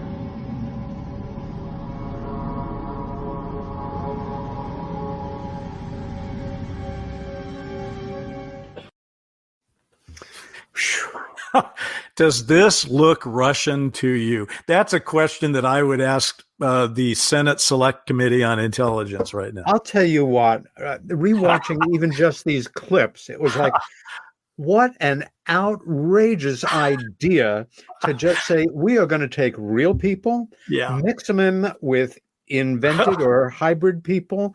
We're going to write the words that they're going to say. We're going to alter history for the sake of entertainment and for what if thinking. I found when it all comes, there's no pretension here of,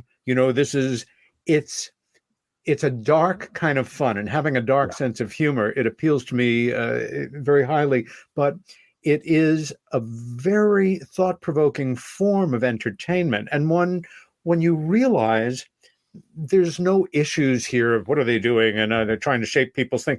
It's if you know and appreciate history to some degree, this is just pure dark fun. And without even asking for a comment from you, we're going to cut to the Cuban Missile Crisis right here.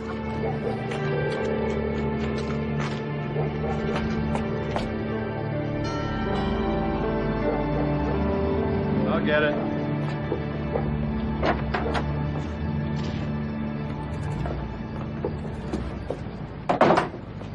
There is not a reason good enough to explain why you're here. Well, since the world seems to be going up in smoke, I thought we could bend the rules a little. What do you want, John? I know it's always changing with you, but what I want is the truth about this Cuba thing. I am under no obligation to discuss this with See, that's what I'm talking about. Who exactly are you obligated to discuss this with? Because while I'm watching the TV, and maybe I'm naive, but I keep asking myself whether Kennedy has told Khrushchev about Patient Zero. Because if he did, I don't see how they could be threatening each other like this. You're scared, John. Why don't you go home, be with Kimberly? She's probably pretty scared, too. We're all scared. You're the only one who's not. Well, they're going to work it out. They have to.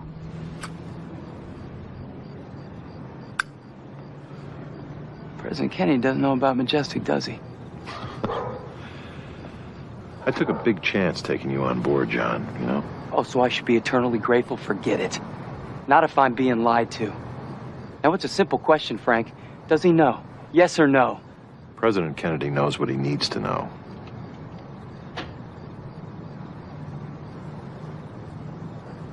I knew it. Just tell me this. Who appointed you God? Ike. Ike? Ike never trusted Kennedy. When Nixon lost the election, he gave us the authority to decide which future president should be told. It's all perfectly legal. You don't keep the President of the United States in the dark about this. It's wrong. John, look at the panic this little Cuba thing has caused. You take God and government out of the equation, you're left with chaos. You know, Frank, if you're going to fight for humanity, at least have a little faith in us.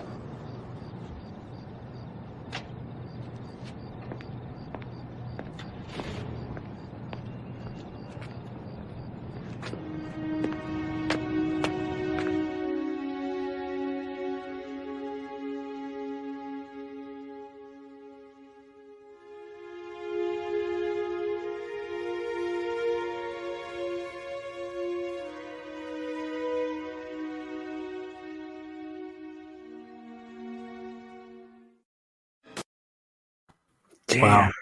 I get choked up watching that. A writer's award for chutzpah in screenwriting. You guys should have had it. President Kennedy doesn't know, does he? Holy shit. You know, that script did get nominated by the Writers Guild for an award. It's I watch that now. It's my favorite scene because it tells the polarities of disclosure. But I got to tell you, I think Eric Close has sometimes been dismissed as kind of a pretty boy actor. When he realizes his betrayal and his jaw kind of clenches, it's palpable. I almost tear up because his loss of innocence is right there on the screen for you to experience with him. It just cracks me up. And again, in casting, as we know, casting directors are often overlooked, especially by people who are not film geeks like we are. But there's an art to it. And J.T. Walsh, you might have done as well with another character actor, possibly, but you couldn't have done better. And we're now going to go to just one quick thing. Yes, please. Great thing that J.T. says that encapsulates his character. They're talking about the Cuban Missile Crisis, but what does he call it? This little Cuba thing. You're not worried, are you? They're going to work. They have to work it out. This little Cuba thing. Okay, let's go. Again, brilliant screenwriting. The late, great Art Bell, godfather of programs like this, who I had a cordial to contentious relationship with over 20 years. From I love you and support you, and I'm very impressed by your research and writing, to who the hell do you think you are talking to me like that? Always in my heart. he has a wonderful guest spot as a member of MJ12. I mean, you're twisted. You really, and what fun he must have had doing it. So let's cut to an MJ12 meeting, ladies and gentlemen. Dark skies. Mission has to change from observation to confrontation. To that end, we need money, and our current budget isn't adequate. $200 million buys a lot of confrontation, Frank. That's for 1 year, Nate. I'm talking about $1 billion over 5 years. $1 billion. $1 billion. We can't skim that much from the defense budget. We're working on it right now. Vietnam? That's for another meeting. That's what you said about President Kennedy's assassination, and I'm sick of being kept in the dark. Just exactly what do you mean by that, Hubert? Meaning everyone in this room has heard rumors about a conspiracy. JFK was told about us before his death. I was at a fundraiser last weekend for LBJ. I heard Majestic mentioned in the same breath as Oswald. No, I had that check bill, and the CIA knows we're completely clean. CIA thought the Bay of Pigs was a good idea, too. I don't give a damn what they say at cocktail parties. Alan, you're on the Warren Commission. Is Majestic under any suspicion whatsoever? No, they're completely focused on that sick communist Oswald. Perception, not reality. If we don't get this under control now, Majestic's going to be common knowledge by the end of the century. Just answer the question, Frank. Was Majestic involved or not? Hubert, Kennedy had a lot of enemies. And I'm not going to say that we didn't have our problems, but on this question, I can assure you Majestic is clean, period. Excuse me.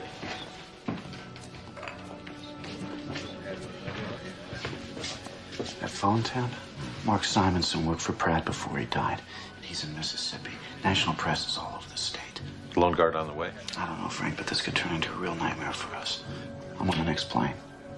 Okay, we're going to need cover.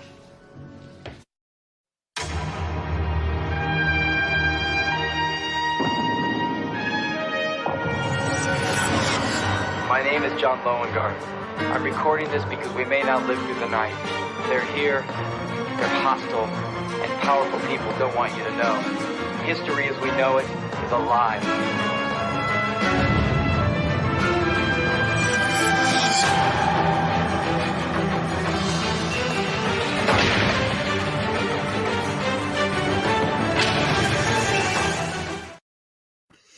Damn. Those are the main title sequence at the end, which, by the way, the main titles won the Emmy that year. Huh. They were that good. Where can people go to stream Dark Skies now? Nowhere. Here's the frustration I've always, maybe Majestic's behind all this. It's always been a problem. You can't stream Dark Skies right now. For years, there was no other way to watch it. They played it on the Sci-Fi Channel. I kept agitating for a DVD release, and they kept saying, yeah, we can't clear the music. I never gave up. Finally, in 2011, Shout Factory made a DVD that I supervised and produced. It has every episode. It has alternate versions. It has a 2-hour documentary. It has all these Easter eggs. It's available through a company called Shout Factory, which I would prefer you buy it if you're. It's only $30 or something like that. Again, I don't make any money for it anyway. But you can get it from Shout Factory, and it encourages them to continue to advocate it. But you can also get it off Amazon right now, and the only place that's available is that DVD set. That's I think eventually it will stream, but the problem about streaming is because it's shot in 4:3. Because we were taking place in the 60s, we didn't want panoramic. We wanted 4:3. So they parallax it. Well, but they're not doing that. So at this point, certain streamers, I don't know. If enough people told Sony, who made it, that they wanted it streamed, Sony might try to sell it. But so far, I don't own it. That's the problem about ownership.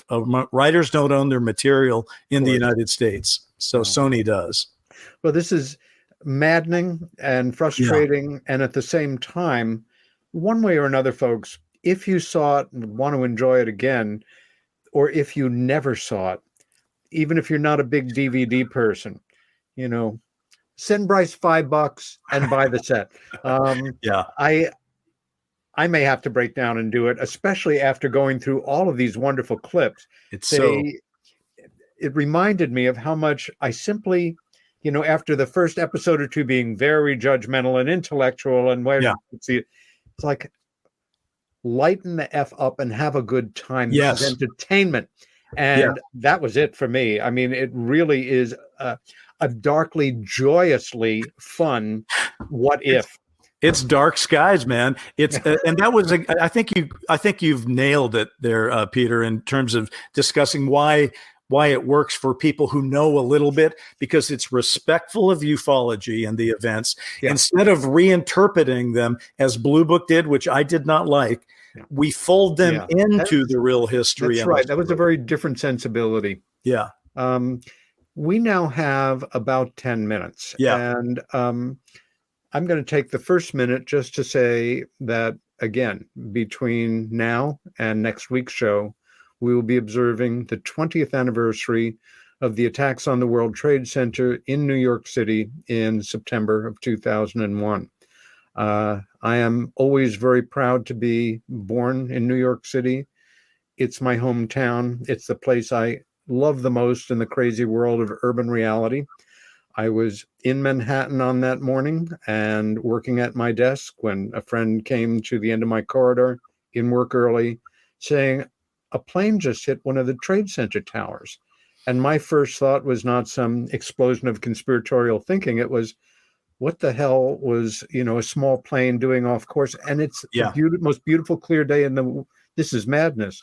And then, of course, later learning a second plane had hit. Our building, which was right across the street from the corporate headquarters of Newsweek, went through a security alert. We were all evacuated from the building after organizing who was going to come home with whom if people needed to. And our lives all changed. Bryce has a very particular story about 9/11 that, again, in the 7, 8, 9 minutes we have left, I'd like him to relate to you. And while he does, I'm going to show you some photos that I took, not on September 11, 2001, but on September 11, 2002, when the world came to support us New Yorkers on one of the worst days of our lives, remembering the worst day of our lives as New Yorkers. It's Bryce, why don't you take it from here? Well, first of all, your story is as important as my story, which is as important as everyone else's story, because 9/11 clearly has that JFK assassination quality. It is the one that defines where were you when this happened. I think there's very few events. There's JFK's assassination. There's the moon landing, which is at least a positive. Yeah. And then there's 9/11. That's it. What happened for me from 9/11 is the aftermath told me a lot about America and where we were. Like everyone else, I saw 9/11 when it happened with my family and was horrified. But at the same time, I had just been elected to be the chairman of the Television Academy. And let me throw a date at you. The date of the Emmys that year was September 16th. So on that morning, we knew we had 5 days to put on an Emmy show. And we started phoning everybody. I wanted to take the temperature of everyone. What should we do? And almost immediately, we had to run it past our partners at the network, which was CBS. Nobody had an appetite for September 16th. We all knew that we'd be throwing a party nobody wanted to go to. So we postponed it. We canceled that one. Not a cheap thing to do, by the way, because you just, you have some insurance, but you lose everything. But it was the right thing to do. What else could you do? And so for the next weeks, I would put on a suit and tie every day and sort of drive into Los Angeles. My wife would drive me and I would do phone calls to try to come in and talk to people about how we were going to handle this cultural thing. Because the truth is, what Hollywood was just as provoked and saddened by 9/11 as anyone else. And yet there's a lot of people in flyover country, as you might call it, who think that Hollywood's out of touch. And so I really felt an obligation to try to capture the reality and to be respectful and to get the tone right. So we decided that one of the great things that Hollywood has given America is the idea that the show must go on. And then we had to ask ourselves, must the show go on in the shadow of 9/11? So we said it should. And we ended up rescheduling them for October 7th. Now, what's interesting is on the morning of October 7th, and this will come back into last week's news. On the morning of October 7th, I was getting ready to go for a run, and a friend called me and said, turn on your TV. I turned on the TV, and we had just invaded Afghanistan. And so I did it again. I started calling around, asking people, and I found that people just didn't want to go. They just were horrified. They didn't know if they felt safe or secure. And the problem was there were 200 television cameras gathered at the Shrine Auditorium at that point. And we had to say something to them. So I went down there, and Les Moonves and Don Misher and myself, Don being the producer, Les being the network executive, we went out and told these 200 cameras that we weren't going to do the show that day. So a second time. Now, in 49 years, the Emmys had never been postponed through the Korean War and the Vietnam War and all other manner of incident, but never done twice. But we had to do it. We had no choice. And by the way, I came home that day and I had a friend call me and he goes, hey, dude, you were on TV more today than the president, which because we had become this cultural event, yes. What was going to happen. And a lot of people said, don't even try to do it again. All right. And so to make a very long story short, it was a long period of crisis management. These photos, by the way, are very powerful and great. This period was crisis management, but we decided to have it on November 3rd. All right. And I basically took two positions. You'll be as safe at the Emmys as you would in your own bathtub. We had snipers on the roofs. We were prepared. And my other position was, I'm going to give these Emmys away if I have to put them in my Suburban and drive them to everybody's house. So on November 3rd, the Emmys are going to be awarded one way or the other. And I got on the Today Show with Matt Lauer. I mean, his name has been tarnished. Les Moonves' name has been tarnished in the years since. But at the time, it turned out that November 3rd was also the 7th and final game of a very tight World Series. And Matt Lauer said, what do you think about that? And I think my feelings kind of crystallized at that moment on that interview with that question. I said to him, well, Matt, it's been almost 2 months, and we have 2 live events happening. One of them is the World Series of Baseball, where people are going live to attend, and the other is the Emmy Awards. And I can't think of anything better for our country than to have live events again. So we did it. The World Series beat us in the ratings. Ellen DeGeneres famously went out there and said that she was the Taliban's worst nightmare, a gay woman in a pantsuit, and we hit the right tone. Barbara Streisand came out and sang "We'll Never Walk Alone" at the end, and we canceled the governor's ball instead of the glitz. We canceled. I mean, we didn't cancel the governor's ball. We canceled all the extra balls and had everyone go to the governor's ball in business suits and common dresses to try to dress it down a little bit. And it was one of the most memorable nights. You've seen the picture with me and Bradley Whitford. Just a powerful, powerful moment. And, I'm still wrought over the event, as I see you are. And I think many Americans are. I hope we'd never, ever see anything of that magnitude again. Yes, don't we all? I'm old enough to remember the neighborhood where the Trade Center was built. Yeah. 16 acres were condemned, and the rest was history.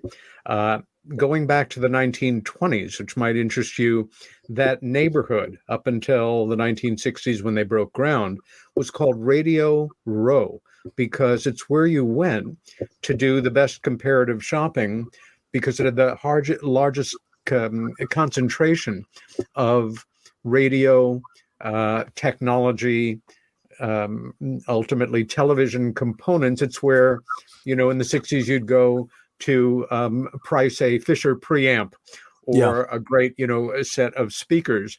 And this poignant sign from 2009, where I happened to be visiting Liverpool at the time on 9/11, it's just a reminder of how that event reverberates, certainly through a good part of the world, as we come to observe this terribly sad day. One thought, the chairmanship of the TV Academy gave me certain experiences that were fantastic and some that were just memorable.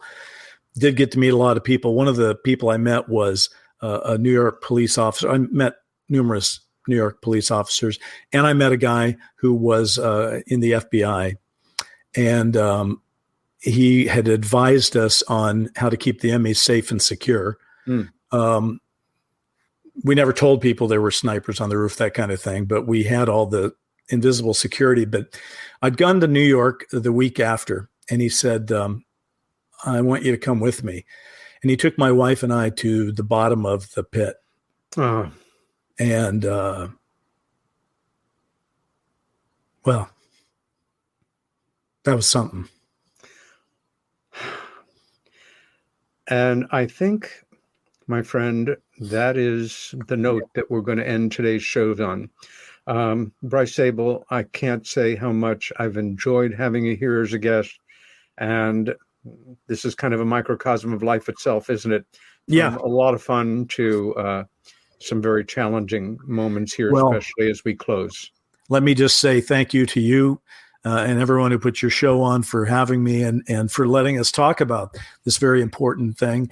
And, the people who are watching, thanks. I mean, I only get to do what I've been able to do all these years because people do watch it. So I'm very grateful and always have been. So thanks again. You bet. Well, this has been Meanwhile Here on Earth on KGRA Digital Broadcasting. My guest has, of course, been Bryce Zabel. His website, or the location you go to learn more about Bryce, is Bryce Hit It. Well, let's try go to my Twitter feed, or whatifufos.com. Okay, thanks. Next week, I believe, will be another first for KGRA, in that I will be joined for a panel discussion on UFOs and religion, UFOs and the Bible, and the potential implications of UFO disclosure on the lives of people of faith. My guests will include Reverend Barry Downing, author of UFOs in the Bible, among other books, Reverend Ray Boucher, Rabbi David Zaslow, lay ministers Mark Rowland and Candy Erdzin, and lay Catholic scholars Paul and Ben Eno. It's a show you won't want to miss. If you've enjoyed this program, please tell your friends, stay safe, stand up for what you believe in, and be kind.